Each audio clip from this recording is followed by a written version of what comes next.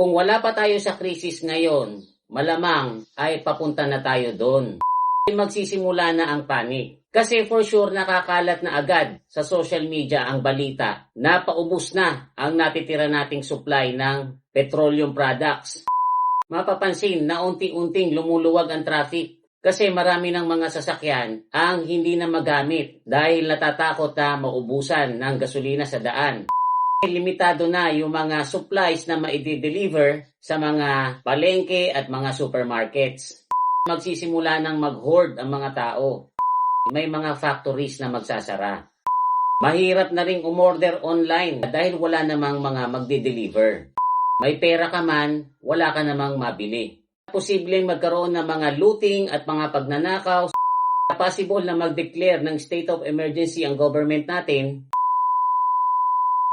Ang sabi po ng Malacanang ay wala pa naman tayo sa oil crisis. Naiintindihan ko naman po kung hindi nila kagad sasabihin sa mga tao na tayo ay nasa krisis na pala or papunta na doon.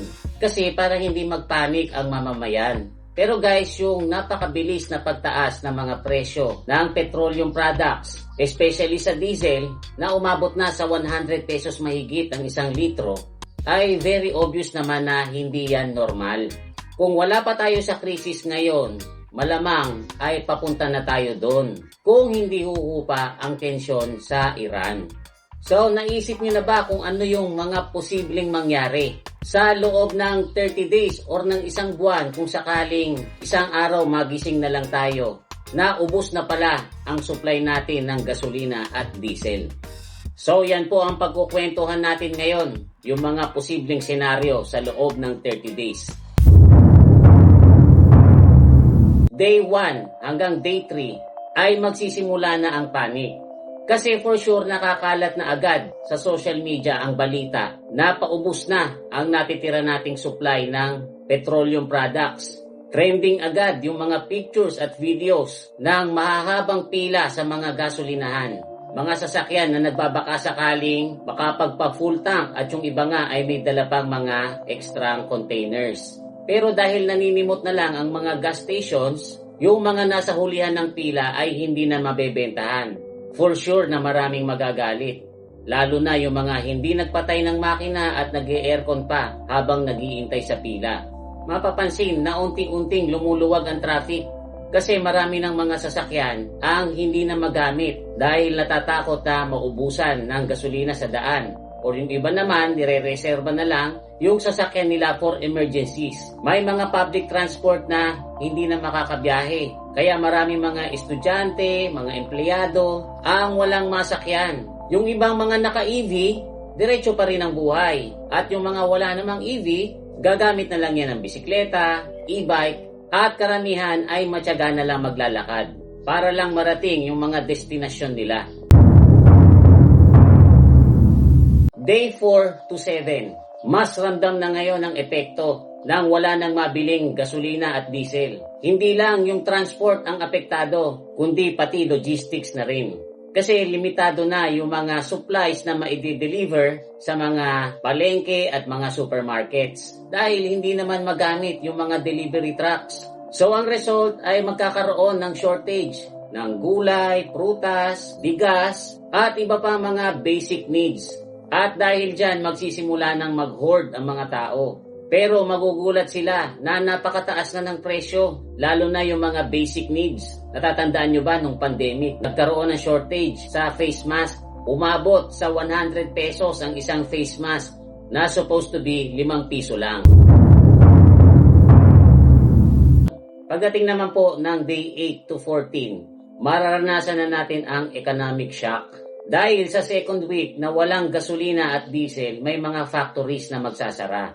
Kasi hindi rin naman nila maide-deliver yung mga finished products nila. Lalo na yung mga factories na gumagamit ng diesel sa mga makinarya nila. For sure natitigil ang operation yan. Kaya maraming mga empleyado ang hindi napapapasukin. Ang masama nito, no work, no pay syempre. Ang mga airlines, kung hindi delayed, ay canceled ang mga flights. Mahirap na ring umorder online. Baka nga mag-stop operation din sila dahil wala namang mga magde-deliver. Kaya unti-unting babagal ang ekonomiya ng Pilipinas. Pagdating naman po ng day 15 to 21, papasok na po yung tinatawag na social unrest. Sa ikatlong linggo na wala nang mabiling gasolina at diesel, ay for sure na magsisimula na ang mas seryosong problema. Hindi na mapalagay ang karamihan, lalo na yung mga nagugutom. Dahil yan sa kakulangan ng supplies, may pera ka man, wala ka namang mabili. Kaya yung mga hindi nakapaghanda, malamang yan na maging desperado at posibleng magkaroon ng mga looting at mga pagnanakaw sa mga ibang lugar. Kasi for sure na kahit ang gobyerno ay mahihirapan na ihatid yung tulong or ayuda sa lahat ng mga nangangailangan, lalo na dun sa mga malalayo at liblib na lugar. Kaya possible na mag-declare ng state of emergency ang government natin, magiging rationing system ang pagdidistribute ng supplies para magkasya sa lahat ng nangangailangan. Pagdating naman po ng day 22 hanggang day 30, itong huling linggo ng unang buwan na wala ng diesel at gasolina, ay unti-unti namang nakakapag-adjust na ang lahat. Malamang natanggap na natin ang new normal. Tahimik na ang mga kalsada, walang traffic, mga EV lang ang dumadaan.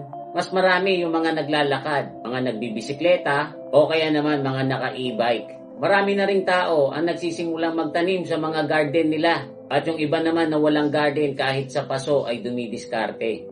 Siguradong mahihinto ang mga events. Wala nang mga magse-celebrate, wala nang mga handaan.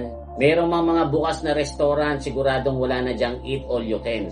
Kasi matututo na ang tao na maging masinop sa kung anong resources na lang ang available.